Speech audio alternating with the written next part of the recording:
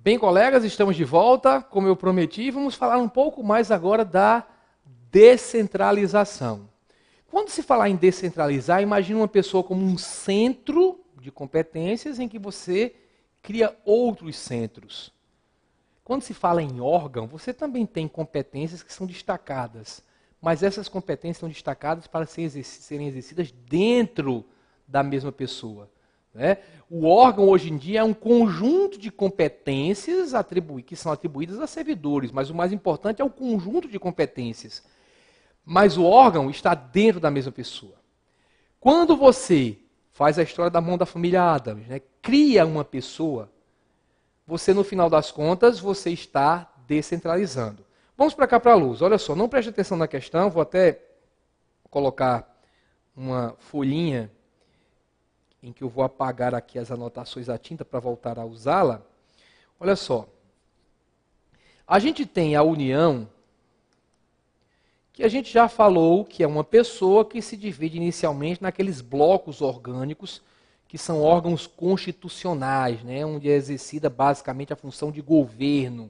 Tem função administrativa também, mas principalmente a função principal de governo. Você tem o legislativo com a função típica de editar as normas, o executivo aplicando-as aos casos concretos, administrando, e o judiciário dirimindo os conflitos, certo? Dentro desse executivo, que é a parte que nos interessa mais, que é onde está a Polícia Federal, nós temos o Ministério da Justiça, em que você tem o Departamento de Polícia Federal, tem também a Polícia Rodoviária Federal e outros órgãos, ok? Então, dentro dessa estrutura, por exemplo, do Executivo, para não ficar só de um lado, você tem também o Ministério da Previdência e Assistência Social.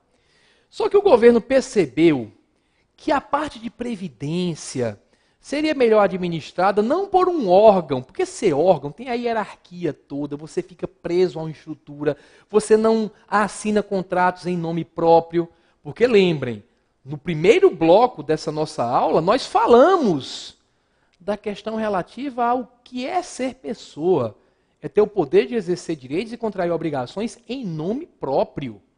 Em nome próprio.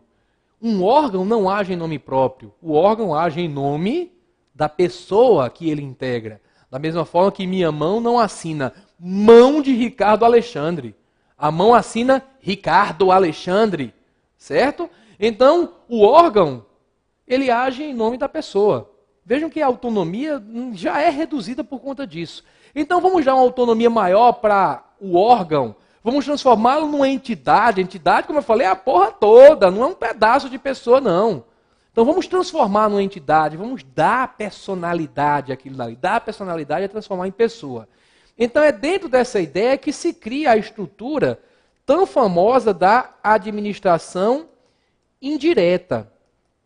Porque essa parte aqui, principalmente dentro do executivo, claro que tem a administração dos outros poderes, como explicamos, mas isso aqui é administração direta. Quando se fala em administração direta da União, se fala dos órgãos que compõem essa pessoa jurídica União.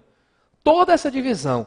Na administração indireta é que aparecem aquelas famosas pessoas, as autarquias, vou colocar aqui na ordem de semelhança, né, parecida com a autarquia, as fundações públicas, as empresas públicas, as sociedades de economia mista, todas são pessoas. Todas, uma autarquia como o INSS, o Banco Central, o IBAMA, as fundações públicas como a FUNAI, Fundação Nacional do Índio, o IBGE, não precisa começar com F, né? O IBGE é uma fundação, a FUNASA, a Fundação Nacional de Saúde, as empresas públicas como a Caixa Econômica Federal, a Infraero, os Correios, as sociedades de economia mista, como a Petrobras, o Banco do Brasil, todas são pessoas. Eu lembro que a primeira vez que estudei direito administrativo foi para concurso também, eu não era formado em direito. Né? Na época eu fiz concurso para TFC, técnico de flacidez celulite, técnico de finanças e controle, que é do que seria hoje a CGU, certo? Trabalhei um tempo lá na CGU também. Então naquela época, eu sei onde o sapato aperta para quem começa a estudar para concurso. Né? Eu olhei para isso, comecei a ler, o que é isso? Autarquia, fundação pública e tal. Aí eu comecei a ler os exemplos, começou a ficar mais claro. Fundação, como a Fundação Nacional do Índio, empresa pública como a Caixa. Já a Receita Federal é um órgão, a Polícia Federal é outro órgão.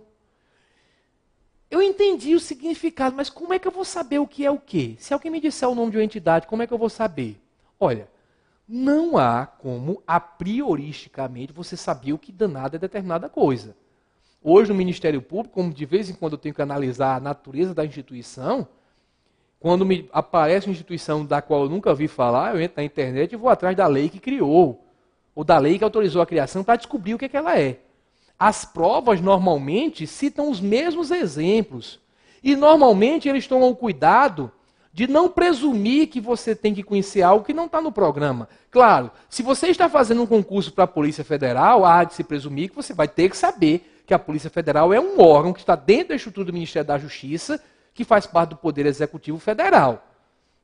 Porque o sujeito que está começando a estudar, como o concurso não é um concurso necessariamente voltado para bacharel em Direito, tem pessoas das diversas áreas, o sujeito que nunca estudou às vezes pensa que as polícias têm alguma coisa a ver com o judiciário. Até quando vem falar em polícia judiciária, que a Polícia Federal exerce a função de polícia judiciária da União, o sujeito começa a atrapalhar, a achar que tem a ver com o judiciário. Então você tem a obrigação de conhecer a Polícia Federal, é bom conhecer os principais exemplos. Vai fazer um concurso para o Banco Central, você tem que saber que o Banco Central é uma autarquia. Na prática, quem estuda para concurso vai lembrando desses exemplos. Mas as bancas, quando vão falar de instituição, sem presumir que você conhece aquela estrutura, que você não é obrigado a conhecer se não estiver lá no edital do programa, eles fazem as questões assim, quando querem citar um exemplo. O Banco do Brasil, vírgula, Sociedade de Economia Mista Federal, aí, meu amigo, falou isso? Sua obrigação é a de conhecer todas as características de uma sociedade de economia mista federal. E a primeira que nós já abordamos aqui é que qualquer dos quatro, empresa pública, sociedade de economia mista, fundação e autarquia, qualquer dos quatro são pessoas jurídicas, não são órgãos. Então, quando o William Bonner disser o Banco Central, órgão do governo federal, você já faz a crítica para acontecer aquilo, né? Quando vi, está errado. Banco Central é autarquia, Banco Central não é órgão. Banco Central é dividido em órgãos, porque existem órgãos do Banco Central em várias cidades. O INSS não é órgão, é uma autarquia. Claro que existem agências do INSS no Brasil todo. Cada agência é um órgão, mas não é um órgão da União Federal. É um órgão... Órgão de quem? Uma agência do INSS é o órgão de quem? Você tem que pensar quem é a pessoa. Se a pessoa é o INSS, o órgão é órgão do INSS. Percebam que interessante. Quando a União cria o INSS, ela pratica descentralização, porque é outra pessoa. Descentralizar é sempre passar para outra pessoa. Quando o INSS é dividido por lei em agências e diversos outros órgãos, já que estou falando dos menores das agências, está havendo o quê? Desconcentração, porque é dentro da mesma pessoa. Porque as pessoas novas que são criadas também se desconcentram. Então a gente pode dizer, a prestação de um serviço por uma agência do INSS olhando para a administração pública como um todo, é fruto de uma descentralização ainda com desconcentração ali dentro. Uma descentralização desconcentrada. Primeiro houve a descentralização, porque saiu da União para uma outra pessoa. Depois houve a desconcentração, porque essa pessoa se dividiu em órgãos. Mas sempre, divisão em órgãos, descentralização. Desculpe, desconcentração. Agora fui eu que falei ao contrário. Divisão em órgãos, desconcentração. Divisão, criando novas pessoas, não é bem divisão, é criação de novas pessoas, descentralização. Às vezes até você nem cria uma pessoa, você passa a atividade para uma pessoa que já existe. Isso também é Você acerta, tenta, aproveita que você está aí no quarto, grita comigo para você mostrar que está sabendo. Quando, por exemplo, o Poder Executivo Federal, ele faz uma licitação e transfere um serviço público para ser exercido por um particular. Por exemplo, serviço de telecomunicações, a Constituição diz que quem presta é a União. Só que a União não mais criou pessoas para ela mesma prestar por meio dessa pessoa. A União passou para Vivo, para TIM, para Claro, para diversas empresas telefônicas. A função, a atividade saiu de uma pessoa, a União, para outra pessoa, fora da administração pública, mas o que importa é que é outra pessoa. Isso tem a ver também com descentralizar o serviço. É um pouquinho diferente, porque no final das contas é para uma pessoa que não está nem na administração. Mas eu quero que você entenda a palavra. Descentralizar é passar para outra pessoa. Desconcentrar é dentro do mesmo órgão. Então vamos voltar para nossas questões, para que a gente veja mais 2 exemplos disso. Concurso do CESP, veja que é para a Polícia Rodoviária Federal, o pessoal gosta de falar do próprio órgão, você se sente mais à vontade, né? Por ser órgão do Ministério da Justiça, a PRF é órgão do Poder Executivo e integrante da administração direta. Verdadeiro. Foi o que a gente, no final das contas, desenhou aqui. A PRF, assim, vou usar aqui uma outra cor para que fique mais visível o destaque, a Polícia Rodoviária Federal é um órgão, é um pedaço do Ministério da Justiça, que por sua vez é um pedaço do Poder Executivo, é um órgão do Executivo, que é órgão da União no final das contas, certo? Isso é o quê? Desconcentração. Desconcentração. Opa. Então vamos lá. Então, por ser órgão do Ministério da Justiça, a PRF é órgão do Poder Executivo e integra a administração direta. Não é administração indireta, porque a administração indireta é quando se cria outra pessoa. A administração direta é fruto da descentralização e não da desconcentração. Muito bem. Vamos para o item seguinte, que acredito que agora, deixa eu voltar para a minha cor padrão, vermelha, como todo rubro-negro. Eu gosto de ficar tinta preta e a canetinha vermelha. Mas rubro-negro legítimo, urubu-rei lá do Rio, não são esses falsificados que tem por aí não, tá? Então, item subsequente, a realização de algumas funções do Estado por meio de outras pessoas jurídicas caracteriza a descentralização. Verdadeiro, certíssimo, porque é outra pessoa. Se fosse outro órgão, a gente estaria diante da desconcentração. Aqui está passando para outra pessoa. Mesmo que não seja, nem mesmo que não fosse a função de Estado, vai passar para uma pessoa no próprio Estado. Mas se passasse para uma pessoa particular, como eu falei do exercício da atividade de telecomunicações, também seria verdadeiro dizer que haveria uma descentralização. Ok? Bem, vamos para o item subsequente, o item de número 11, que fala agora, começa a falar de pessoas jurídicas, né, fruto da descentralização, mas entrando no detalhe de cada uma delas. Né?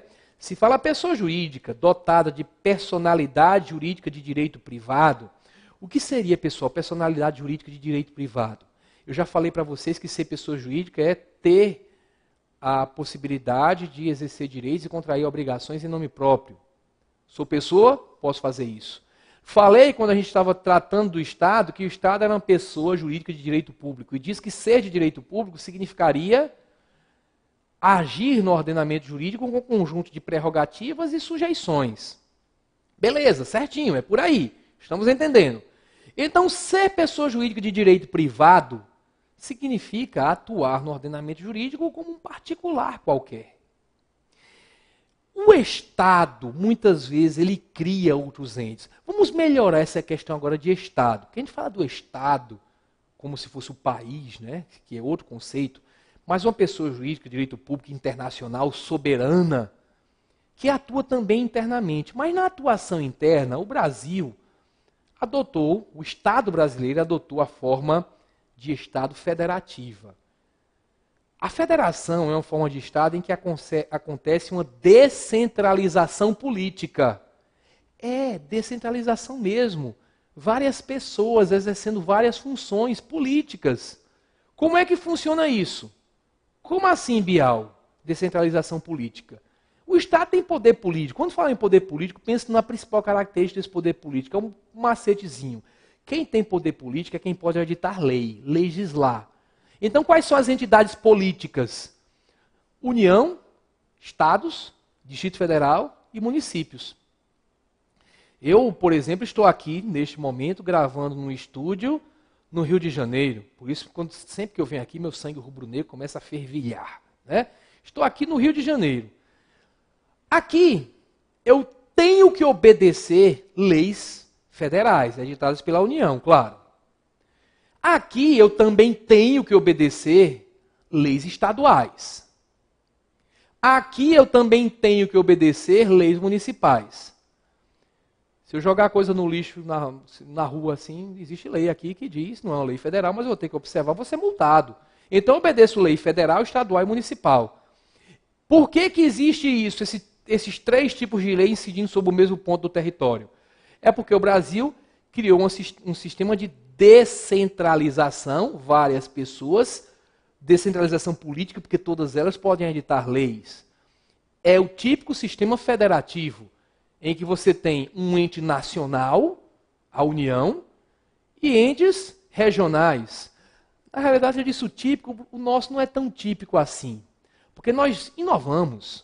Nós temos uma criação tupiniquim, o federalismo de terceiro grau, porque a gente considera município também como membro da federação.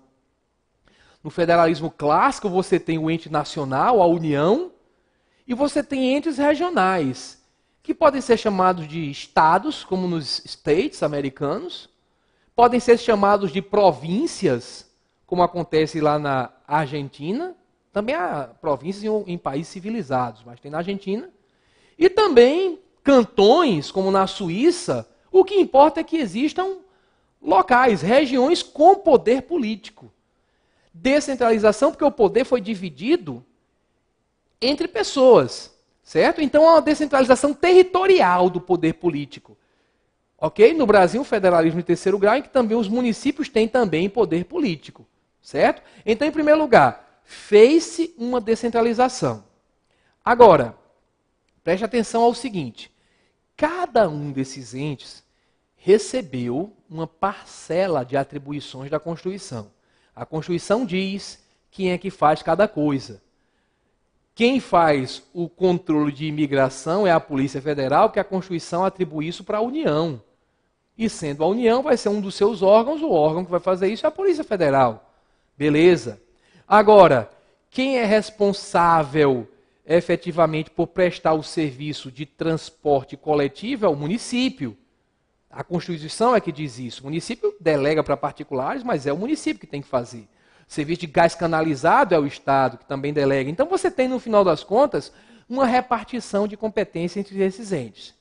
Então, quando o ente recebe a competência, então está aqui a União, opa, eu tenho uma competência para prestar o serviço postal, está na Constituição. Compete à União manter o serviço postal e o correio aéreo nacional.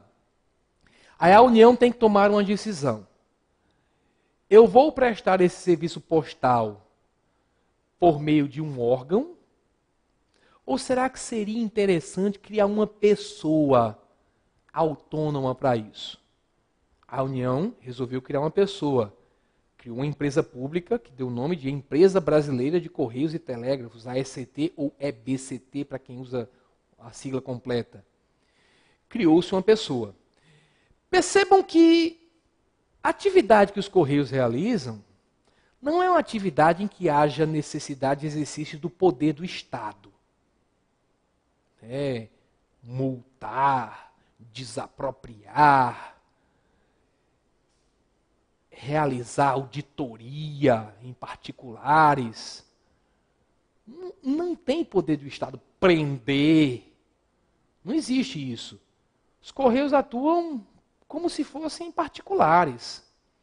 Apesar do monopólio que existe da parte de serviço postal, por exemplo, na entrega de encomendas, existe concorrente, os Correios agem como os concorrentes em geral.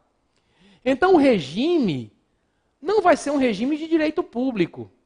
Vejam, o Estado criou uma entidade despida, tirou aquelas vestes de Estado cheio de prerrogativas e vai agir no mundo como um particular. Então você tem uma pessoa jurídica, que são os Correios, de direito privado. Ok? Então você tem na administração pública pessoas jurídicas de direito público e pessoas jurídicas de direito privado.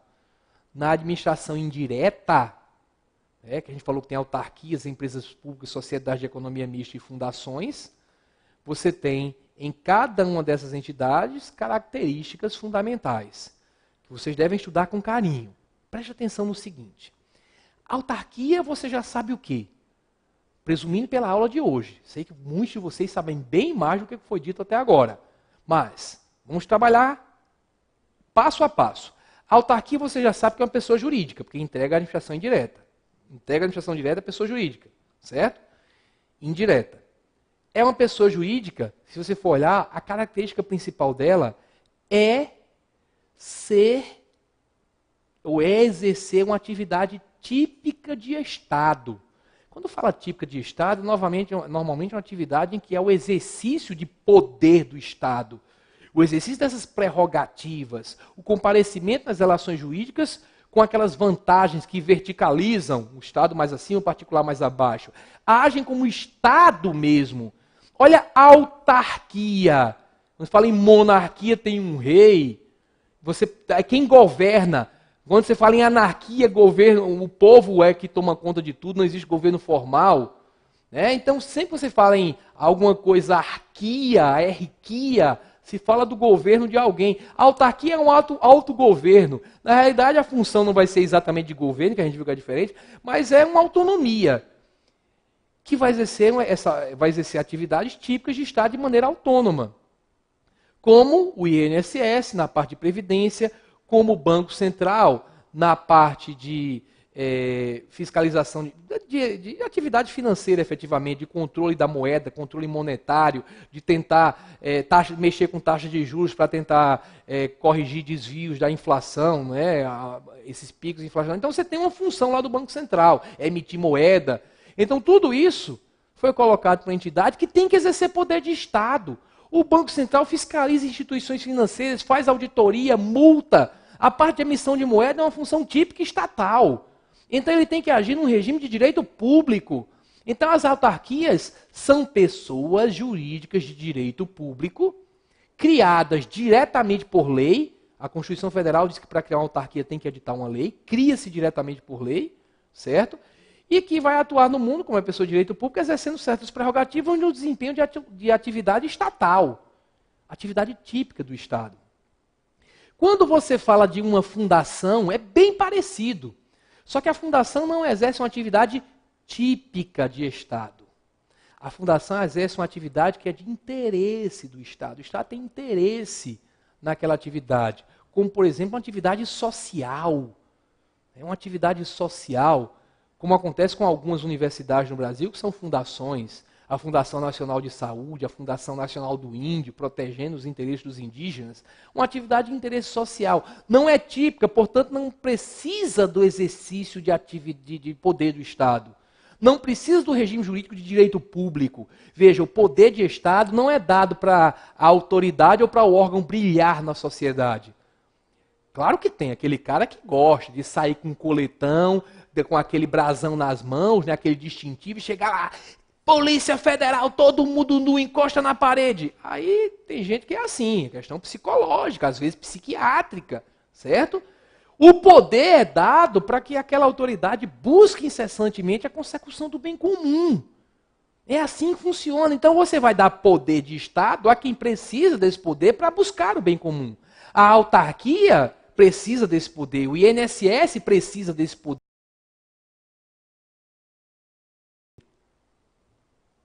A Fundação IBGE não precisa de poder de Estado para fazer a coleta de dados.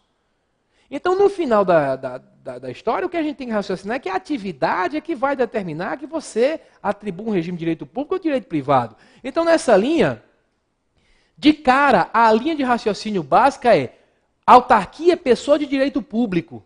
A regra é que todo o resto seja pessoa de direito privado. Fundação pública, que é a fundação instituída e mantida pelo poder público, empresa pública, sociedade e economia mista. Todo mundo, pessoa jurídica de direito privado. Fundação exercendo a atividade típica do Estado. Eu vou falar das outras duas daqui a pouco. Agora, preste atenção no seguinte. A Constituição diz que a autarquia é criada por lei. A pessoa de direito público se cria por lei, por Constituição, por norma. Pessoa de direito privado, normalmente, você cria registrando os atos num órgão. Você vai num órgão registrar os atos constitutivos. Por exemplo, se alguém aí já criou uma pessoa jurídica, uma empresa, deve ter firmado um contrato social, pego esse contrato, ido lá na junta comercial, a regra é essa aí, registrado. Registrou? tem pessoa jurídica de direito privado. O poder público às vezes faz isso quando cria pessoas de direito privado. Então a Constituição diz que para criar autarquia tem que ser por lei, pessoas de direito público por lei. Para criar fundação, empresa pública ou sociedade de economia mista, basta que a lei autorize. Tem que ter lei também, mas ela só autoriza. Porque como é que se cria? Como no direito privado. Elaboram-se os atos constitutivos e se registram em algum lugar. Então, fundação seria pessoa jurídica de direito privado com criação autorizada por lei para exercer uma atividade de interesse do Estado, normalmente uma atividade social, sob um regime jurídico de direito privado, como a gente citou. Ocorre que, muito importante, de vez em quando, o Estado editava lei e na lei criava direto a fundação. Isso é esquisito, porque a lei cria direto a autarquia e não fundação. Mas a lei criava a fundação e acabou-se. Começava a funcionar a fundação, sem dizer que não existia, está lá existindo. E aí se aplica uma regra que não é só do direito, é da ciência. O nome que se dá a alguma coisa não muda a natureza da coisa. Se um cientista japonês disser, olha, eu descobri uma nova espécie animal, ainda não conhecida, não registrada, botei um nome bonito nele, botei o nome da minha sogra em latim, para ficar um nome bonito, um nome científico. Depois alguém diz, quando vê aquilo, é porque você está no Japão, está muito longe, você nunca foi no Nordeste, no Brasil, isso é um peba, meu filho, isso é um peba, você nunca viu um peba, não? Não é o nome que ele deu, um nome em latim, que vai mudar a natureza daquele bicho aqui, não. Da fundação tal, crio por lei num regime de direito público, eu dei o nome fundação tal, mas aquilo é uma autarquia. Sim, mas o poder público, o governo botou um letreiro lá, fundação tal. Mas isso não muda, é botar o crachá no PEBA, com o nome da sogra, continua um PEBA. Então botou um letreiro com o nome fundação, mas aquilo é uma autarquia, é de direito público, criado por lei, é uma autarquia. Aí para acabar a confusão, começaram a criar uma expressão interessante, ou duas expressões interessantes, que até hoje são usadas. Disseram, isso é então uma fundação autárquica, ou uma autarquia fundacional. Por isso que hoje se chegou a uma conclusão que é meio esquisita, né? Fundação pode ser um bicho meio gilete, ou cortar de um lado ou de outro. A ideia é, quando criado por lei, é uma espécie de autarquia. É uma fundação que é espécie de autarquia. Deram o nome de fundação, então é uma fundação autárquica ou autarquia fundacional. Considerem essas duas expressões como sinônimas, certo? Quando criar por lei. Quando autorizar por lei e criar na forma de direito privado, será uma pessoa jurídica de direito privado. Uma fundação mesmo, certo? Então, até agora sabemos que autarquia é pessoa jurídica de direito público, sempre criada por lei, para desempenho de atividade típica estatal. Não pode desempenhar atividade econômica, lucrativa, é atividade estatal. Fundação é a pessoa jurídica de direito público ou privado. Pode ser pública? Pode, quando cria por lei, caso em que ela será uma fundação autárquica ou uma autarquia fundacional. Certo? Se a lei autoriza e você cria na forma do direito privado, elabora atos constitutivos e leva lá no cartório, que nesse caso é cartório de registro das pessoas jurídicas para registrar, certo? Então você criou uma fundação de direito privado, ok? Então, fundação pode ser direito público ou direito privado. O macete para perceber se é direito público ou privado é a maneira como foi criada. Quando cria diretamente por lei, regime de direito público, fundação pública de direito público. Quando cria mediante uma autorização da lei, mas a criação na prática ela só existe quando registrar os atos constitutivos, é uma fundação de direito privado. Fundação pública de direito privado. Nos dois casos, a atividade tem que ser uma atividade social, porque chamaram de fundação é para isso. A atividade social na área de educação, cultura, de assistência, de previdência, em qualquer dessas áreas. Certo? Mas é uma área também sem finalidade lucrativa. Atenção! Tanto as autarquias quanto as fundações, sejam estas de direito público ou de direito privado, sejam criadas por lei ou tenham a criação autorizada por lei, as duas ou as três, autarquia, fundação de direito público, fundação de direito privado, sempre fundação pública, tá? Não estou me referindo às fundações criadas por particulares, como a Fundação Bradesco. Estou falando de fundação criada, instituída, né, e mantida pelo poder público. Autarquias e fundações estão proibidas de exercer atividade econômica. Quando o poder público ele quer exercer atividade econômica, quer exercer uma atividade que pode ser lucrativa, ele tem que criar uma empresa. Uma empresa, que o pessoal chama das empresas estatais, como era a Vale do Rio Doce, como é ainda a Petrobras, o Banco do Brasil, a Caixa Econômica. São empresas. Só que essas empresas podem ser de dois tipos. A empresa pública ou a sociedade economia mista, que apesar de ter esse nome sociedade economia mista, é uma empresa estatal também.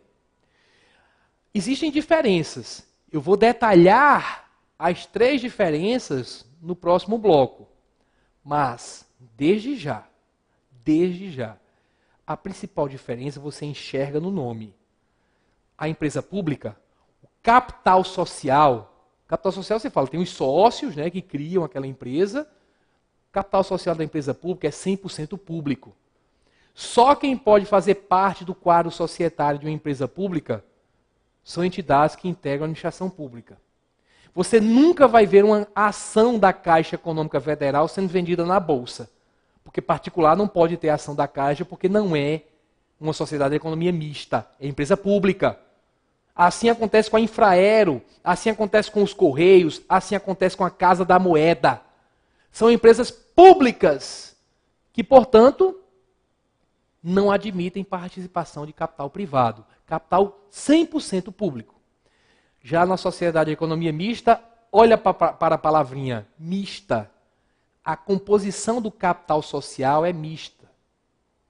Portanto, não só se admite, se exige participação privada, tem ação para vender.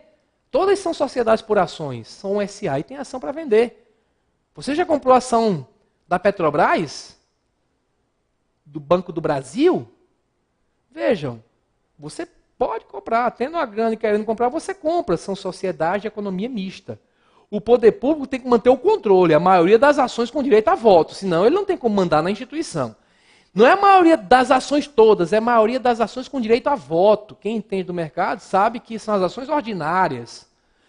O poder público tem que manter o controle, a maioria das ações, mas o resto pode estar nas mãos de particulares. As ações que não são com direito a voto, né? A maioria está na mão do poder público, o resto todo pode estar nas mãos de particulares. Então, pública, a empresa é pública porque o capital é 100% público.